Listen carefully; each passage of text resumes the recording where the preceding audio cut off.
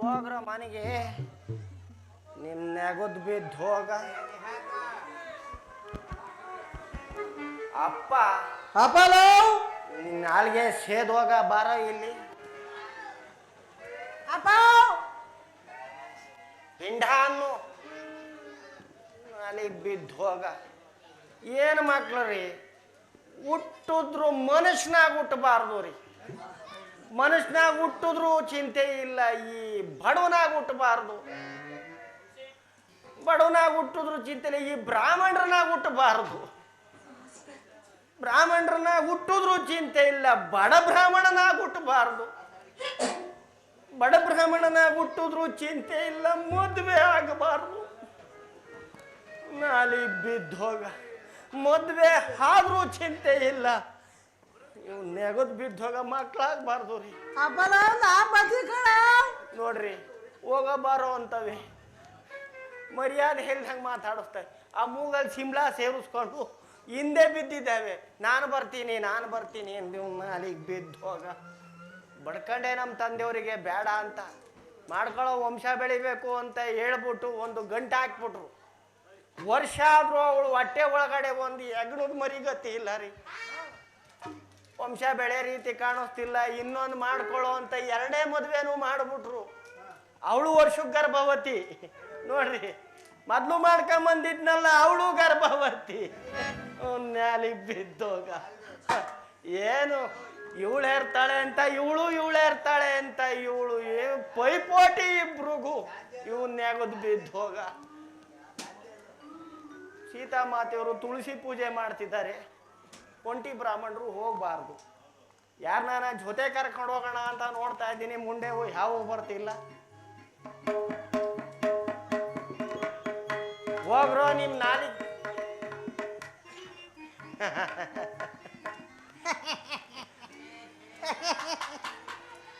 ತಾವ್ಯಾರು ಗೊತ್ತಾಗ್ಲಿಲ್ಲ. ಕರಿಗಿರಿ ಶಾಸ್ತ್ರಿ ಅಂತ. ಅರ್ಥ ಆಯ್ತು. ಮೂಡ್ಲಿಗಿರಿ ಅವ್ರ ತಮ್ಮ. ಹೌದು ಹೌದು ಹೌದು. ಅವ್ರು ಚೆನ್ನಾಗಿದಾರ? ಆರೋಗ್ಯವಾಗಿದ್ದಾರೆ. ಇವನ್ಯಾಗೋದು ಬಿದ್ದು ಅಂದಾಗೆ ನಿಮ್ಮ ಆಕೆಯವರು ಆರೋಗ್ಯವಾಗಿದ್ದಾರ? ಮುಂಡೆದು ನನ್ನ ಹೆಂಡತಿ ಬುಡಕೆ ಬರ್ತಿದ್ದಾನಲ್ಲ, ನಮ್ಮ ಆಕೆಯರು ಚೆನ್ನಾಗಿದ್ದಾರೆ. ಏನಿಲ್ಲ, ವಿಚಾರ ಇಷ್ಟೇ. ಸೀತಾಮಾತೆಯವರು ತುಳಸಿ ಪೂಜೆ ಮಾಡ್ತಿದ್ದಾರೆ. ಒಂಟಿ ಬ್ರಾಹ್ಮಣರು ಜೊತೆಲಿ ಏನಾದರೂ ಬರ್ತೀರೇನೋ ಅಂತ. ಆಗ್ಬಹುದು ಅವಕಾಶವಾಗಿ ಆಗ್ಬೋದು. ಹೋಗೋಣವೇ? ಹೋಗೋಣ. ನಾಲಿ ಬಿದ್ದು ಹೋಗ ಬಾ.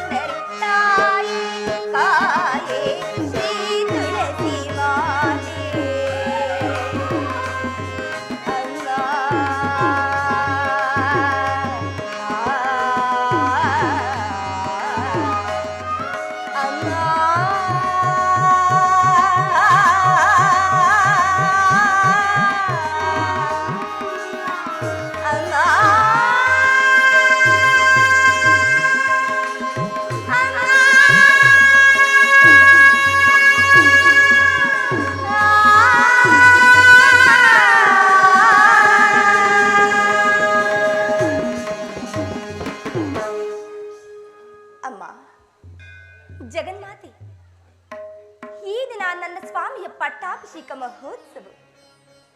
ಈ ಶುಭ ಸಮಯದಲ್ಲಿ ನಮ್ಮೆಲ್ಲರನ್ನೂ ಹರಸು ತಾಯಿ. ಆಹಾ, ಎಂತಹ ಹರ್ಷದ ಸುದಿನವಿದು.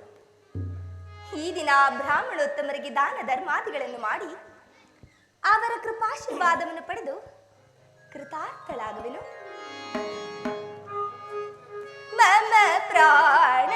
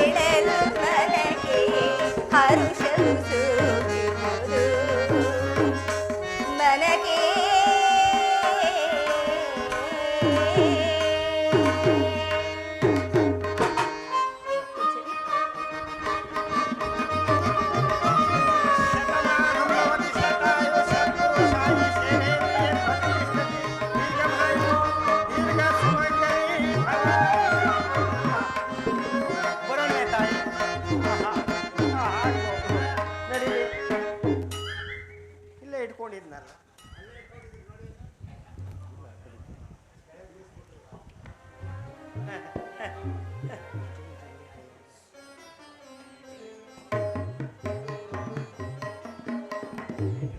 ಈ ದಿನ ನನ್ನ ಪಟ್ಟಾಭಿಷೇಕವನ್ನು ತಿಳಿದು ಜಾನಕಿಯು ಭೂಸುರೋತ್ತಮರಿಗೆ ದಾನ ಧರ್ಮಾದಿಗಳನ್ನು ಮಾಡಿ ಪುಣ್ಯಕ್ಕೆ ಭಾಗಿಯಾಗಿರುವಳು. ನನಗೊದಗಿರುವ ಅರಣ್ಯವಾಸದ ಸುದ್ದಿಯನ್ನು ಇವಳಿಗೆ ಹೇಗೆ ತಿಳಿಸಲಿ? ಸೀತಾ, ಜಾನಕಿ,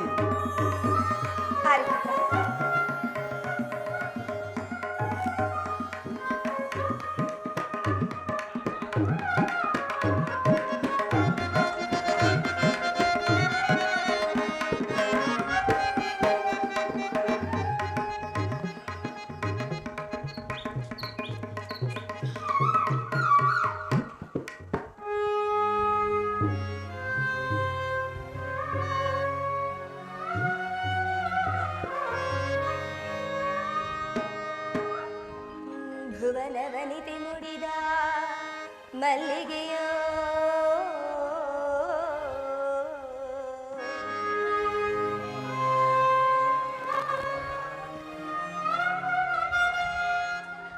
ಧರೆಯನು ಧರಿಸಲವತರಿಸಿದ ದಿನಮಣಿಯೋ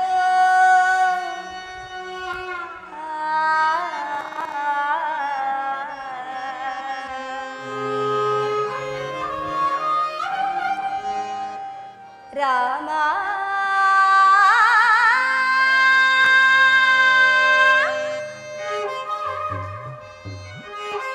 ಮೇಘ ಶ್ಯಾಮ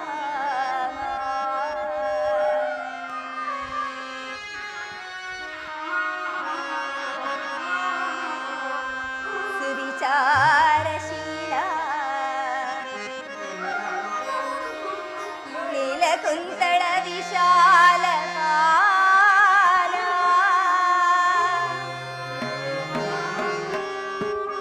ರಾಮನ ನೋಡುವೆ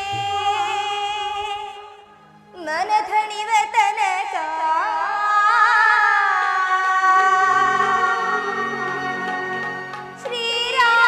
ಶ್ರೀರಾಮನಿಗಿಡುವೆ ಕಸ್ತೂರಿ ತಿಲಕ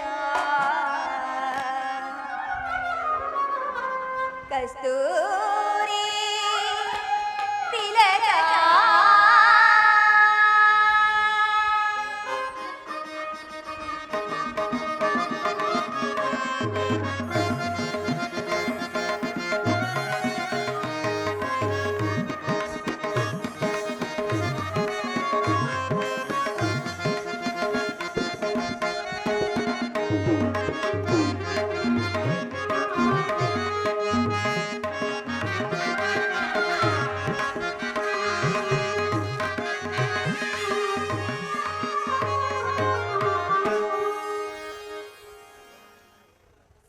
ಸಖಾಯೇನೋ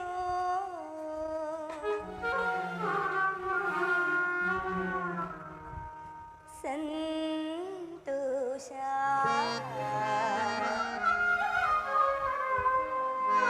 ವಾಗಿದೆ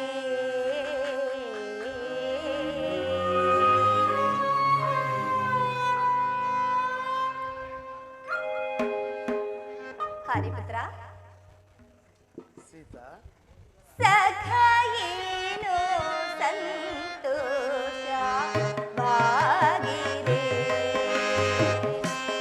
ಸಖಾಯೇನೋ ಸಂತೋಷ ವಾಗಿದೆ ಬಹುಕಾಲದ ಬಯಕೆ ಈಡೇರಿದೆ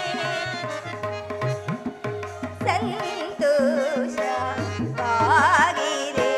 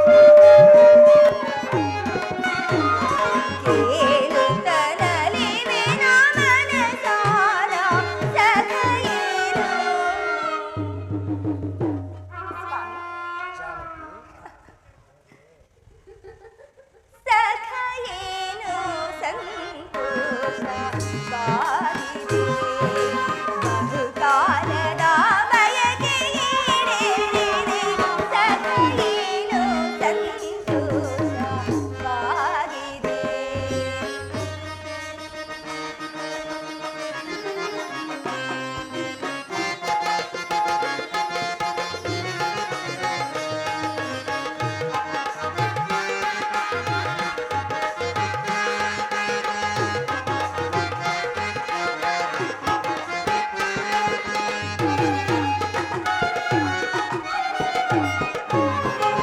ಸಾಕೇತವು ಸಂತೋಷವಾ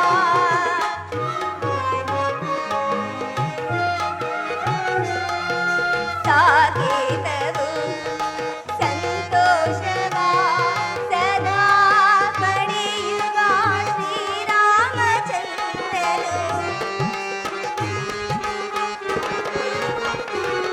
ಸದಾ ಪಡೆಯುವ ಶ್ರೀರಾಮಚಂದ್ರನು ಸಾಕೇತವು ಸಂತೋಷವಾ ಸಾಕೇತವು ಸಂತೋಷವಾ ಸದಾ ಪಡೆಯುವ ಶ್ರೀರಾಮಚಂದ್ರನು ಅರಸ ರಾಮನ ಜಯಕಾರ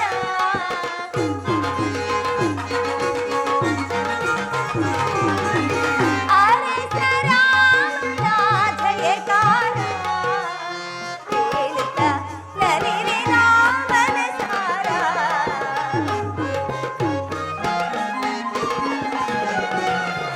ಕೇಳುತ್ತ ನಲಿವೆ ರಾಮನ ಸಾರ ಸಖಿಯೇನು ಅಂತರ ಸಖಿಯೇನು ಸಂತೋಷವಾಗಿದೆ ಬಹುಕಾಲದ ಬಯಕೆ ಈಡೇರಿದೆ ಸಖಿಯೇನು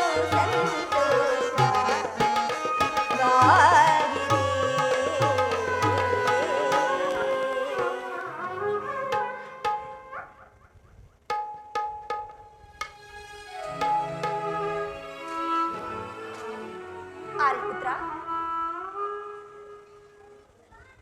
ಸ್ವಾಮಿ ಜಾನಕಿ ಇದೇನು ಸ್ವಾಮಿ ಈ ರೀತಿಯಾಗಿ ಚಿಂತಾಕ್ರಾಂತದಿಂದಿರುವಿರಿ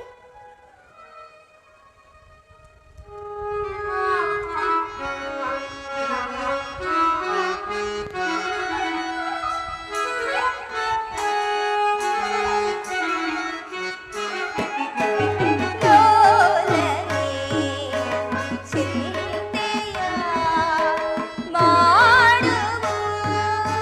ಮಾಡುವುದೇನಿದು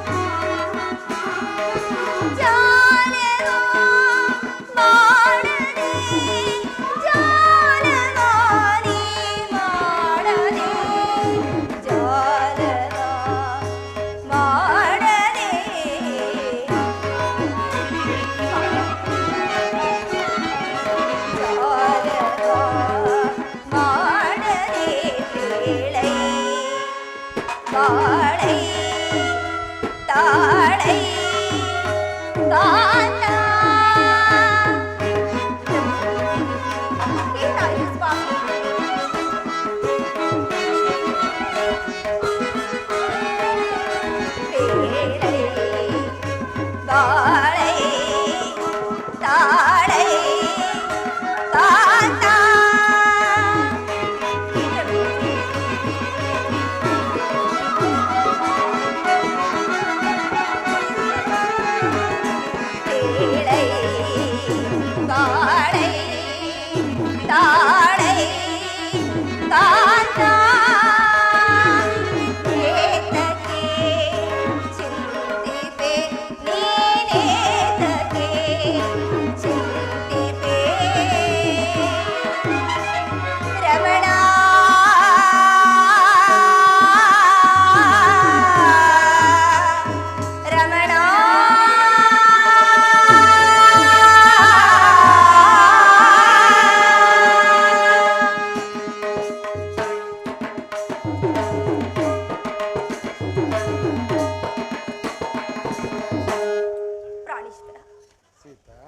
ಇದೇನು ಸ್ವಾಮಿ, ಈ ದಿನ ತಮಗೆ ಪಟ್ಟಾಭಿಷೇಕ ಮಹೋತ್ಸವ.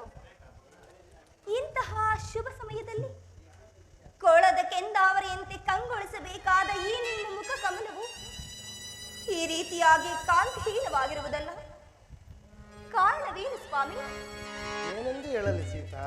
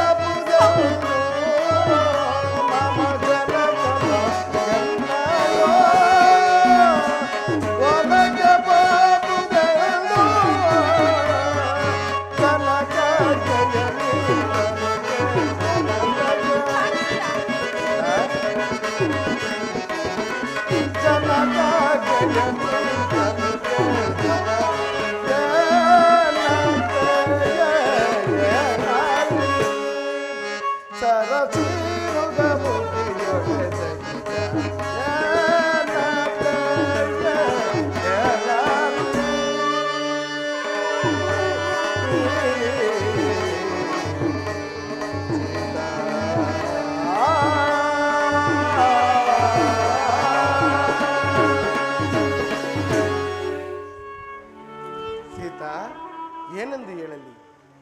ಹಿಂದೆ ದೇವಾಸುರರ ಯುದ್ಧದಲ್ಲಿ ಕೈಕಾಮಾತಿಯು ಮಾಡಿದ ಸಾಹಸಕ್ಕೆ ಮೆಚ್ಚಿ ಜನಕನು 2 ವರಗಳನ್ನು ಕೊಟ್ಟಿದ್ದರಂತೆ. ಆ ವರಗಳನ್ನು ಈ ಸಮಯದಲ್ಲಿ ಕೇಳಿಕೊಂಡಿದ್ದಾರೆ.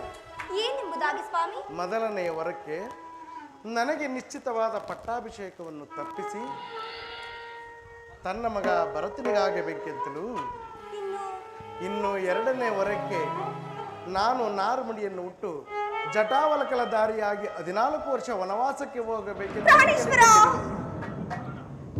ಆದ್ದರಿಂದ ನಾನು ಈ ದಿವಸವೇ ವನವಾಸಕ್ಕೆ ಹೊರಟಿದ್ದೇನೆ. ನಾನು ಬರುವ ತನಕ ನೀನು ಅತ್ತೆ ಮಾವಂದಿರ ಸೇವೆಯನ್ನು ಮಾಡಿಕೊಂಡು ಇಲ್ಲಿಯಾದರೂ ಇರು, ಅಥವಾ ನಿನ್ನ ಜನಕನ ಮನೆಯಲ್ಲಾದರೂ ಇರು. ಅರಣ್ಯವಾಸವನ್ನು ಮುಗಿಸಿಕೊಂಡು ಬಹುಬೇಗ ಬಂದು ಬಿಡುತ್ತೇನೆ ಸೀತಾ. ನಾನಿದೆಂತಹ ವಿಷಮ ವಾರ್ತೆಯನ್ನು ಕೇಳುತ್ತಿರುವೆನು ಪ್ರಭು. ಅದು ಅಲ್ಲದೆ ಇದರಲ್ಲಿ ನಾನು ಮಾಡಿದ ಅಪರಾಧವಾದರೂ ಏನು ಸ್ವಾಮಿ? ಮರನೆರಳು ಮರವನ್ನೇ ಆಶ್ರಯಿಸುವಂತೆ ನಾನು ನಿಮ್ಮ ಚರಣದಾಸ. ನಿಮ್ಮ ಕಷ್ಟ ಸುಖಗಳಲ್ಲಿ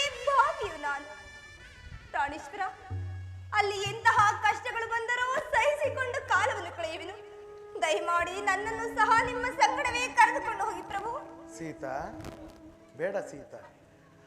ವನವಾಸದ ಆಜ್ಞೆ ನನಗೆ ಮಾತ್ರ.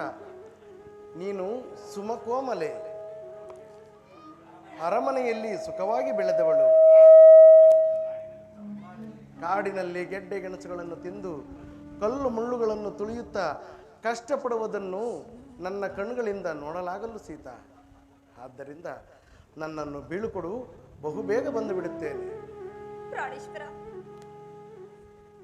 ಸೂರ್ಯನಿಲ್ಲದ ಗಗನದಂತೆಯೂ ದೇವರಿಲ್ಲದ ಗುಡಿಯಂತೆಯೂ ನೀವಿಲ್ಲದ ಅಯೋಧ್ಯೆಯಲ್ಲಿ ಅರೆಗಳಿಗೆಯೂ ಬದುಕುಳಿಯುವ ಶಕ್ತಿ ನನ್ನಲ್ಲಿಲ್ಲ ಪ್ರಭು, ನನ್ನಲ್ಲಿಲ್ಲ. ದಯಮಾಡಿ ನನ್ನನ್ನು ನಿಮ್ಮ ಸಂಗಡವೇ ಕರೆದುಕೊಂಡು ಹೋಗಿ. ನೀವೇನಾದರೂ ಕರೆದುಕೊಂಡು ಹೋಗದಿದ್ದರೆ ಖಂಡಿತವಾಗಿಯೂ ನಾನು ಪ್ರಾಣ ತ್ಯಾಗ ಸೀತಾ, ಮಾಡಿಕೊಳ್ಳುವೆ. ಎಂತಹ ಪ್ರತಿಜ್ಞೆ! ಆಹ, ಇವಳ ಮನದಿಂಗಿತವಂತ ಅರಿತಂತಾಯಿತು. ಸೀತಾ, ಈಕೆಯು ನನ್ನನ್ನು ಹಿಂಬಾಲಿಸದೇ ಇರಲು. ಆಗಲಿ, ಮಾತಾಪಿತೃಗಳ ಆಶೀರ್ವಾದವನ್ನು ಪಡೆದು ಮುಂದೆ ಹೋಗೋಣ. ಅಣ್ಣ ನಮಸ್ಕರಿಸುವೆನು. ಲಕ್ಷ್ಮಣ, ನಿನಗೆ ಮಂಗಳವಾಗಲಿ. ಅಗ್ರಜ, ಈ ದಿವಸ ನಿನ್ನ ಪಟ್ಟಾಭಿಷೇಕವೆಂದು ತಿಳಿದು ಪಟ್ಟಣದ ಜನರೆಲ್ಲೂ ಸಂತೋಷಭರಿತರಾಗಿರುವಾಗ ನೀನು ಖಿನ್ನ ಮನಸ್ಕನಾಗಿ ಈ ರೀತಿ ಮಾತೆಯವರ ಜೊತೆ ಬರಿಗಾಲಿನಲ್ಲಿ ನಡೆದುಕೊಂಡು ಬರುತ್ತಿರುವೆಯಲ್ಲ. ಹೇಳಿದ್ದರೆ ನಾನೇ ರಥವನ್ನು ತೆಗೆದುಕೊಂಡು ಬರುತ್ತಿದ್ದನಲ್ಲ ಅಣ್ಣ. ಲಕ್ಷ್ಮಣ, ನಿನ್ನ ವಾತ್ಸಲ್ಯದ ಮಾತುಗಳನ್ನು ಕೇಳಿ ನನಗೆ ಸಂತೋಷವಾಗಿದ್ದರೂ ಸಹ ನಾನು ಇಂದಿನಿಂದ ಪಾದಚಾರಿಯಾಗಿ ಸಂಚರಿಸಬೇಕೆಂದು ನಿರ್ಧರಿಸಿದ್ದೇನೆ. ಅಂದರೆ ನಿಮ್ಮ ಮಾತಿನ ಅರ್ಥ? ಸಹೋದರ, ಹಿಂದೆ ದೇವಾಸುರರ ಯುದ್ಧದಲ್ಲಿ ಕೈಕಾ ಮಾತೆಯು ಮಾಡಿದ ಸಾಹಸಕ್ಕೆ ಮೆಚ್ಚಿ 2 ವರಗಳನ್ನು ಕೊಟ್ಟಿದ್ದರಂತೆ. ಆ ವರಗಳನ್ನು ಈ ಸಮಯದಲ್ಲಿ ಕೇಳಿಕೊಂಡಿದ್ದಾರೆ. ಏನೆಂಬುದಾಗಿ?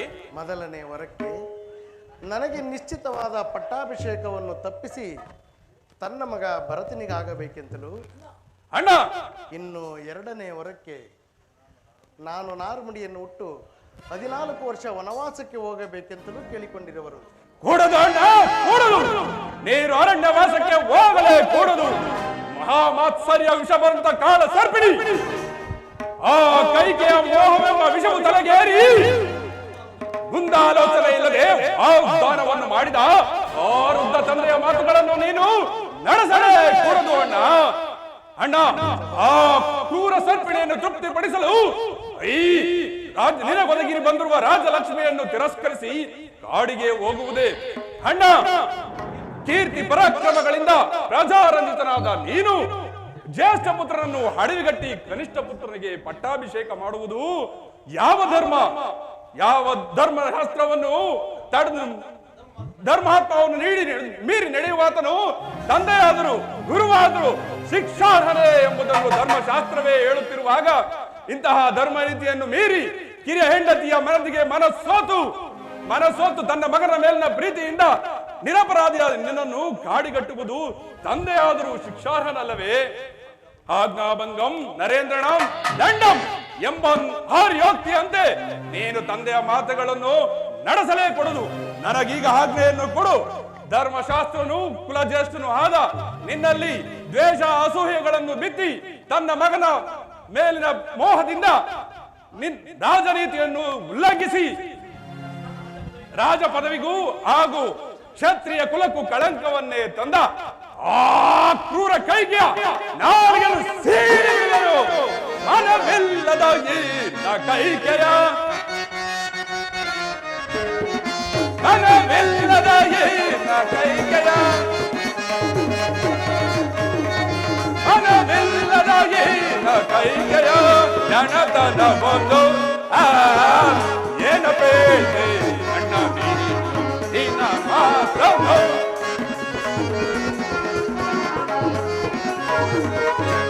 ಏನ ಬೇಳೆ ಅಣ್ಣ ನೀನ ಮಾತನು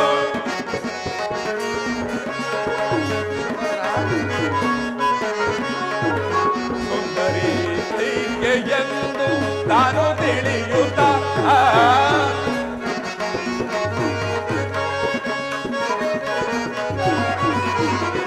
ಸುಂದರಿ ಕೈಗೆ ಎಂದು ತಾನು ತಿಳಿಯುತ್ತ ತನ್ನ ಬೇಡವಿದ್ದ ವಚನವ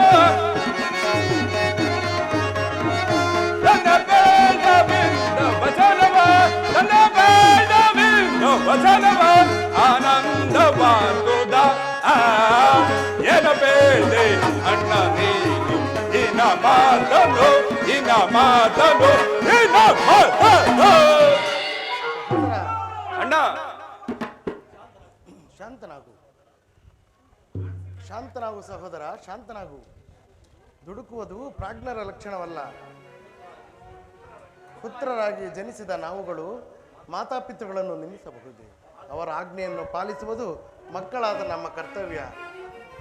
ಅದರಂತೆಯೇ ನಾನು ಈ ದಿವಸವೇ ವನವಾಸಕ್ಕೆ ಹೊರಟಿದ್ದೇನೆ.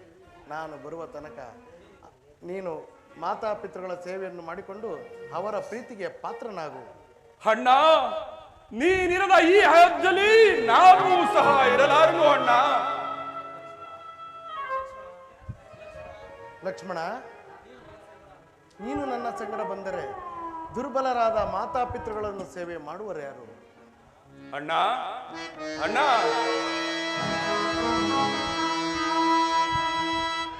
ಸರಿಯೇ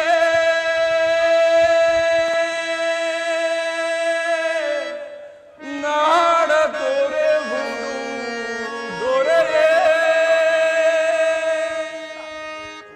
ಅಣ್ಣ ಅಣ್ಣ, ಸರಿಯೇ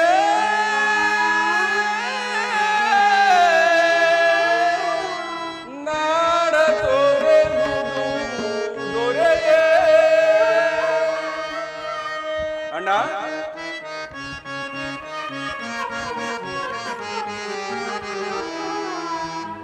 ಹಗಲಿರುಳು ಪರಿತಪಿತ ಪುರ ಜನರ ದೊರೆಯುವುದು ಸರಿಯೇ.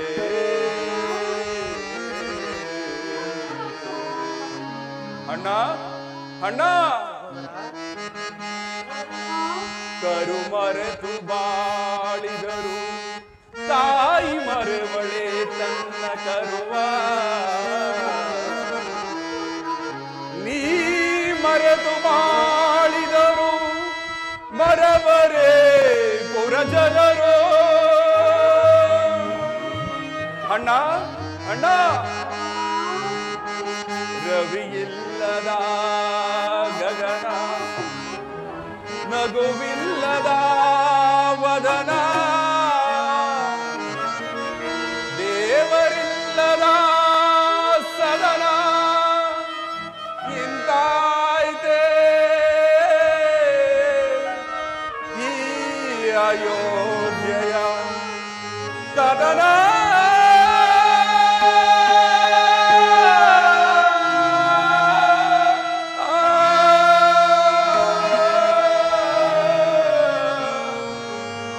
ರಾಮ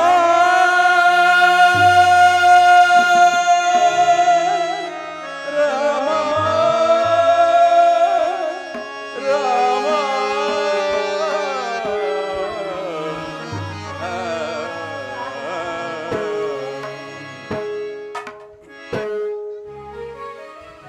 ಅಣ್ಣ, ಲಕ್ಷ್ಮಣ, ಮಾತಾ ಪಿತೃಗಳನ್ನು ನೋಡಲು ಭರತ ಶತ್ರುಘ್ನರಿರುವರು. ಮೇಲಾಗಿ ಕೈಕಾ ಮಾತೆ ಇರುವಾಗ ನಾನಿಲ್ಲಿದ್ದು ಪ್ರಯೋಜನವೇನಣ್ಣ? ನಿನ್ನ ಸಂಗಡ ನಾನು ಕೂಡ ವನವಾಸಕ್ಕೆ ಬರುತ್ತೇನೆ. ನನ್ನನ್ನು ಕರೆದುಕೊಂಡು ಹೋಗದಿದ್ದ ಪಕ್ಷದಲ್ಲಿ ನಾನು ಕೂಡ ಪ್ರಾಣ ತ್ಯಾಗ ಮಾಡಿಕೊಳ್ಳುವೆನು. ಎಂತಹ ಪ್ರತಿಜ್ಞೆ!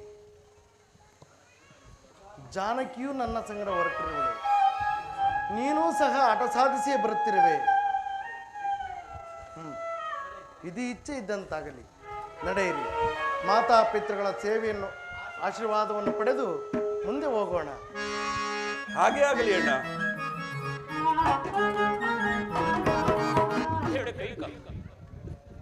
ಬೇಡ, ಈ ಹಠವನ್ನು ಸಾಧಿಸಿ ಪ್ರಚಂಡ ಮಾರಿ ಆಗಿ ಬೇಡ.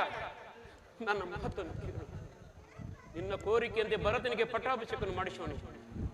ಆದರೆ ನನ್ನ ಬುದ್ಧು ರಾಮನನ್ನು ವನವಾಸಕ್ಕೆ ಕಳಿಸಲು ನಿನ್ನ ಬಾಯಿ ಹೇಗೆ ಬಂದಿತ್ತು? ಹೋಗಬೇಡವೆಂದು ಒಂದು ಸಾರಿ ನಗುಮುಕ್ಕೊಂದು ಹೇಳಿಬಿಡು. ಕೈಕಾ, ನಗುಮುಕ್ಕೊಂದು ಹೇಳಿಬಿಡು. ಸಾಧ್ಯವಿಲ್ಲ. ನೀವೇನೇ ಹೇಳಿದರೂ ನಾನು ಕೇಳತಕ್ಕವಳಲ್ಲ. ಒಂದು ವೇಳೆ ನಿಮ್ಮಿಂದ ಅಸಾಧ್ಯವಾದ್ರೆ ಹೇಳಿಬಿಡಿ, ನಾನು ನನ್ನ ಮಗನಾದ ಭರತನೇ ಅರಣ್ಯವಾಸಕ್ಕೆ ಹೋಗುತ್ತೇವೆ. ಅಯ್ಯೋ, ಈ ವೇದನೆಯನ್ನು ಹೇಗೆ ಸಹಿಸಲಿ? ಹಾ ರಾಮಚಂದ್ರ, ಎಲ್ಲಿ ರಾಮನಲ್ಲಿ? ಜನಕ, ವನವಾಸಕ್ಕೆ ಹೊರಟಿರುವ ನಮಗೆ ವನವಾಸದ ಅನುಜ್ಞೆಯನ್ನು ಕೊಡಿ. ಅಯ್ಯೋ, ರಾಮಚಂದ್ರ, ನಿನಗೆ ವನವಾಸ ಹೋಗನಿಕ್ನೇವೆ. ರಾಮಚಂದ್ರ, ನಿನ್ನನ್ನು ಆಗಲಿ ನಾನು ಹೇಗೆ ಸಹಿಸ್ತೇನೆ? ರಾಮಚಂದ್ರ, ಇನ್ನ ಮುಂದೆ ರಾಮ ಅಂದು ಯಾರನ್ನು ಕರೆಯಲಿ? ಅಯ್ಯೋ ಕೈಕಾ, ಇನ್ನು ಕಾಲ ಉಂಚಿಲ್ಲ. ಇದು ನನ್ನ ಸುಕುಮಾರನಾದ ಶ್ರೀರಾಮಚಂದ್ರನು ವನವಾಸಕ್ಕೆ ಹೋಗುವ ಒಂದು ಸಾರಿ ನಗುಮುಕ್ಕೊಂದು ಹೇಳಿಬಿಡು ಕೈಕಾ, ಹೇಳಿಬಿಡು. ಹೋಗುವಂದು ಹೇಳಲು ನಿನಗೆ ಬಾಯಿ ಆದರೂ ಹೇಗೆ ಬಂದಿತ್ತು? ಬೇಡ ಕೈಕಾ, ಬೇಡ. ಇದು ನಿನಗೆ ಕೈ ಮುಗಿದು ಬೇಡಿಕೊಳ್ಳುವನು. ಜನಕ, ಏನಿದು? 60 ಸಹಸ್ರ ವರ್ಷಗಳ ಕಾಲ ಅವಿಚ್ಛಿನ್ನವಾಗಿ ರಾಜ್ಯಭಾರವನ್ನು ಮಾಡಿ ಕೆಚ್ಚದೆ 4 ಸುಪುತ್ರರನ್ನು ಪಡೆದಿದ್ದಲ್ಲದೆ ನೀವು ಈ ಅಲ್ಪ ವಿಚಾರಕ್ಕೆ ಅಂಗಲಾಚಿ ಬೇಡಿದರೆ ಸ್ವರ್ಗದಲ್ಲಿರುವ ನಮ್ಮ ಪಿತೃಗಳನ್ನು ನಾವಾಗಿಯೇ ನರಕಕ್ಕೆ ತಳ್ಳಿದ್ದಂತಾಗುವುದಿಲ್ಲವೇ? ಈ 14 ವರ್ಷ ವನವಾಸಗಳನ್ನು ನಿಮ್ಮ ಕೃಪೆಯಿಂದ 14 ದಿನಗಳಂತೆ ಕಳೆದು ಬರುತ್ತೇನೆ. ಈ ವ್ಯಸನವನ್ನು ಬಿಡಿ, ನಮ್ಮನ್ನು ಕಳಿಸಿಕೊಡಿ. ಮಾವನವರೇ, ನನ್ನ ಪತಿಯ ಸಂಗಡ ಅರಣ್ಯವಾಸಕ್ಕೆ ಹೊರಡಲು ನನಗೆ ಅನುಮತಿಯನ್ನು ಕೊಡಿ. ಅಯ್ಯೋ ತಾಯಿ, ದೀರ್ಘ ಸುಮಂಗಲಿಯಾಗಬಾರದು ನೀನು. ಅಯ್ಯೋ, ಒಂದೇ ಗೃಹದಲ್ಲಿ ಎಷ್ಟೊಂದು ಇತಿಹಾಸ. ಒಬ್ಬಳು ಸಕಲ ಸಿರಿಯನ್ನು ತೊರೆದು ಪತಿಯ ವನವಾಸಕ್ಕೆ ಹೊರಡಲು ಸಿದ್ಧಳಾಗಿರುವಳು. ಮತ್ತೊಬ್ಬಳು ಪ್ರಾಣವತಿಗೆ ಸಿದ್ಧಳಾಗಿರುವಳು. ಪ್ರಾಣೇಶ್ವರ, ಒಂದು ದಾನವ ಹೃದಯ, ಇನ್ನೊಂದು ದೇವತ ಹೃದಯ, ಒಂದು ಪಾಪದ ಧನವಿ, ಇನ್ನೊಂದು ಪುಣ್ಯದ ನಿಧಿ. ಜನಕ, ಲಕ್ಷ್ಮಣ, ಅಣ್ಣನ ಸಂಗಡ ವನವಾಸಕ್ಕೆ ಹೊರಟಿರುವ ನನ್ನನ್ನೂ ಸಹ ಲಕ್ಷ್ಮಣ. ಜನಕ, ನೀನು ಸಹ ಹೊರಟಿರುವನಪ್ಪ.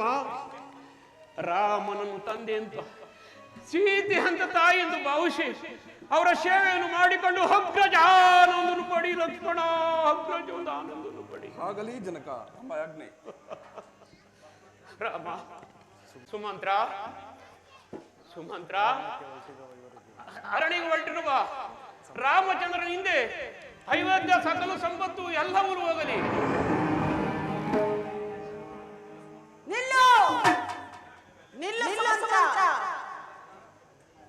ನಿಲ್ಲಪ್ಪ, ನಿಲ್ಲು. ಮಹಾರಾಣಿ ಏನು ಆಜ್ಞೆ ಮಾಡುವಂತಿದೆ ಅದನ್ನು ಕೇಳಿಕೊಂಡು ಹೋಗು. ಏನಂದಿರಿ? ರಾಮನ ಹಿಂದೆ ಸಕಲ ಸಂಪದವು ಹೋಗಿಬಿಟ್ಟರೆ ಕೆನೆ ತೆಗೆದ ಹಾಲಿನಂತಿರುವ ಈ ನಿಸ್ಸಾರವಾದ ರಾಜ್ಯ ಭಾರವನ್ನು ನನ್ನ ಮಗನಾದ ಭರತನ ಆಳಬೇಕೇನು? ರಾಮನ ಹಿಂದೆ ಏನು ಹೋಗಕೂಡದು. ರಾಮಚಂದ್ರ, ಅರಣ್ಯವಾಸಕ್ಕೆ ಹೊರಡುವ ನಿನಗೆ ಈ ವಸ್ತ್ರಾಭರಣಗಳು ಏತಕ್ಕಾಗಿ ಬೇಕು? ನಾನು ಕೊಡುವ ನಾರ್ಪುಡಿಯನ್ನುಟ್ಟು ಅರಣ್ಯವಾಸಕ್ಕೆ ಹೊರಡಲು ಸಿದ್ಧನಾಗು.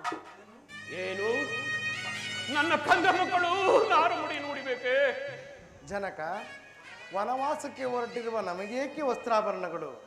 ಅಮ್ಮ, ನಾರುಮುಡಿಯನ್ನೇ ಕೊಡಿ ತಾಯಿ. ಧರಿಸು. ಲಕ್ಷ್ಮಣ, ನೀನು ನಿಮ್ಮಣ್ಣನ ಹಿಂದೆ ಹೊರಟಿರುವೆಯಲ್ಲ, ನೀನು ಧರಿಸು.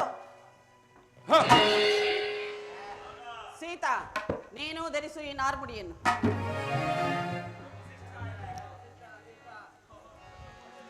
ರಾಮಚಂದ್ರ, ಲಕ್ಷ್ಮಣ,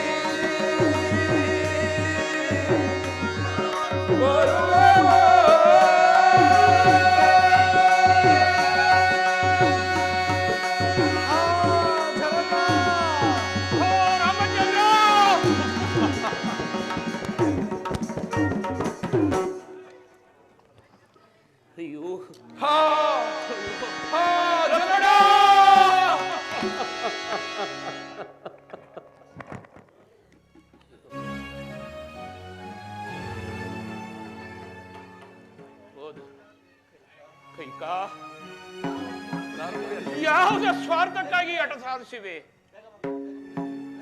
ಯಾವ ದುರ್ಬಾಧನಿಗೆ ಕಿವಿ ಕೊಟ್ಟೆ? ನೀನು ಆಡಿದ ತಾಯಿಗಿಂತಲೂ ಅವನ ಎಡೆ ಬಿಡದಲೆ ಸಾಗಿ ಸಲಿಗೆ ನೀರು ನಿಷ್ಕರಣಿಯಿಂದ ಅಡಿಗಟ್ಟಿತ್ತಿರುವೆಯಾ? ಎಷ್ಟು ಕೇಳಿಕೊಂಡರು ನಿನ್ನ ಮನಸ್ಸಿಂದ ಕರಿಕಣವಿಲ್ಲವೇ? ನಾರೇ ಆದವಳಿಗೆ ನಿನಗೆ ಈ ಹಠಮರಿತನವು ಒಳ್ಳೆಯದಲ್ಲ. ಈ ಕೃತ್ಯವನ್ನು ನೋಡಿದರೆ ನಾಡೇಕೆ ಈ ಲೋಕವೇ ನಗುವುದು. ಇನ್ನವು ಕಾಲು ಮಿಂಚಿಲ್ಲ, ಸೋತು ನುಡಿಯುತ್ತಿದ್ದೇನೆ. ರಾಮನನ್ನು ನಿನ್ನ ಮಗನ ಭರತನಿಗೆ ಪಟ್ಟಾಭಿಷೇಕವನ್ನು ಮಾಡಿಸುವೆನು. ರಾಮನನ್ನು ವನವಾಸಕ್ಕೆ ಹೋಗುವಂದು ನಗುಮುಖ ಒಂದು ಸಾರಿ ಹೇಳಿಬಿಡು, ಕೈಕಾಲಗು ಹೇಳಿಬಿಡು. ಇದೋ ನಿನಗೆ ಕೈ ಮುಗಿದು ಅಬ್ಬಬ್ಬಾ, ಸಾಕು ಮಾಡಿ ನಿಮ್ಮ ಗೋಳಾಟವನ್ನು. ಈ ನಿಮ್ಮ ಗೋಳಾಟವನ್ನು ಕೇಳಿ ಕೇಳಿ ಕೇಳಿ ನನಗಂತೂ ಸಾಕಾಗಿ ಹೋಯಿತು. ಈಗಲಾದ್ರೂ ಏನಾಗಿರುವುದು? ಕೊಟ್ಟ ಮಾತಿಗೆ ತಪ್ಪಿ